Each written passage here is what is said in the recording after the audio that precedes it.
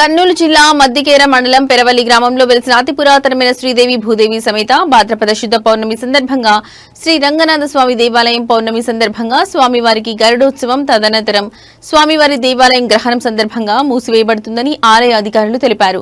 మరలా రేపు ఉదయం 7 గంటలకు ఆలయం సంరక్షణ ఆలయ శుద్ధి అనంతరం భక్తాదులకు దేవాలయం తలుపులు తీసి స్వామివారికి అర్చనలు అభిషేకాలు భక్తులకు సర్వదర్శనం ప్రారంభమవుతుందని వారు పేర్కొన్నారు. భాద్రపద శుద్ధ పౌర్ణమి సందర్భంగా చంద్రగ్రహణం సందర్భంగా దేవాలయం మూసివేయబడుతుంది.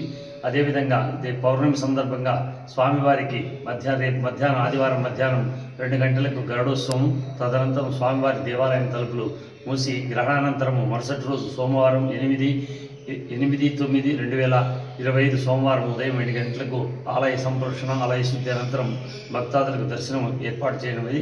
కావున గ్రామ ప్రజలు భక్తాదులు ఈ విషయాన్ని తెలుసుకోవాల్సిందిగా కోరుచున్నాం.